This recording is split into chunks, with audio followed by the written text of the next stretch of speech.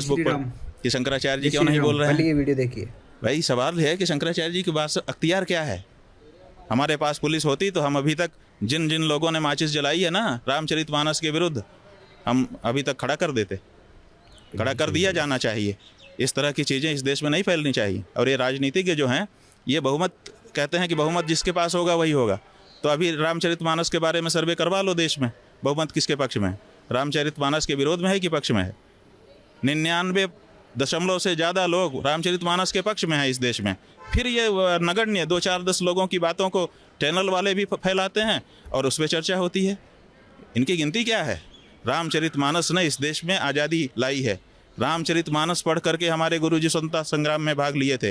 रामचरितमानस पढ़ के हम लोगों को पता चला कि बानर भालू भी चाह लें तो लंका के राजा रावण की से वो जला सकते हैं लंका को और रावण को परास्त कर सकते हैं। समझे कि नहीं?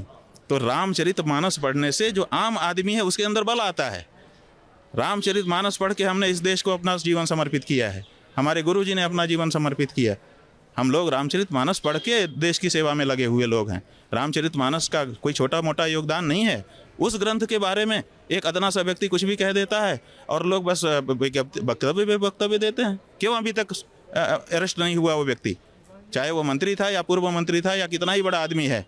रामचरितमानस जैसे ग्रंथ जो कि अघोषित रूप से भारत का राष्ट्रीय ग्रंथ है, राष्ट्र में सबसे ज़्यादा इस समय पढ़ा सुना कहा जाने वाला ग्रंथ रामचरितमानस है। क्यों उसका अपमान करने वाले अभी तक खुले घूम रहे हैं? और खुले उनको आप घुमाओ और वक्तव्य हम दें, ये कैसे होगा? किस तरह की कार्रवाई? कड़ी कार्रवाई। उनको अरेस्ट किया जाना चाहिए, फास्ट ट्रैक कोर्ट बैठा देना चाहिए कि भाई धर्म ग्रंथ का अपमान सबसे बड़ा अपमान होता है।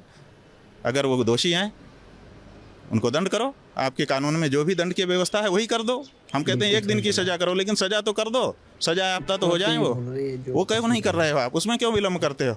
अब मुकदमा भी पंजीत हो जाएगा तो 15 साल बाद फिर जब ये उनके विपक्ष में एक नेता खड़ा होगा तब फिर वो मुकदमा खुलेगा, नेता नहीं खुलेगा। ये जो तरीका है इसके कारण सबका मन बढ़ा रहता है। ये तो ऐसा है ना कि जब ताल ठोंकी जाती है, जहाँ ऐसे ताल ठोंक दी जाती है, ताल ठोंकने का मतलब है कि लड़ाई होगी। और लड़ाई देखने के लिए बहुत लोगों को उत्सुकता रहती है। लोग लड़ाई देखना चाहते हैं, या तो प्रेम देखना चाहते हैं या तो लड़ाई। फिल्में 2 ही कारणों से चलती हैं, या तो प्रेम दिखाया जाता है या तो लड़ाई दिखाई जाती है। तो लड़ाई में भी बहुत लोगों की रुचि होती है, तो उस रुचि को जागृत करते हैं ऐसे लोग ताल ठोंक ठोक करके। ये कभी लड़ते नहीं हैं। देखिए ये केवल ताल ठोकने वाले लोग हैं, चाहे इधर हों चाहे उधर हों। ये लोग लड़ाई कभी नहीं करेंगे। ये लोग केवल ताल ठोकेंगे और खूब मंजमा इकट्ठा करेंगे और खूब मंजमा इकट्ठा करने के बाद फिर अचानक दूसरी बात शुरू कर देंगे। जैसे जादूगर वो सड़क पे जो दिखाता है ना, हम लोगों ने बचपन में देखा, एक रुमाल को खड़ा कर देगा ऐसे लपेट करके, कहेगा अभी ये रुमाल चलेगी, अभी मोर चलेगा, अभी ये मोर का रूप धारण कर, और खूब देर तक करता रहेगा। और बीच बीच में कहेगा कि अब चलने वाली है, अब चलने वाली है, लेकिन चलेगी कभी नहीं। रुमाल चल ही नहीं सकती है, उसको तो दवाई बेचना है। तो जब सारे लोग इकट्ठा हो जाएंगे कहेगा कि ये वाली दवाई ले लो, इससे ये ठीक हो जाएगा, और 10-20-50 लोगों को बेचा, फिर उठा लिया रुमाल, चल दिए। ऐसा वाला मामला है।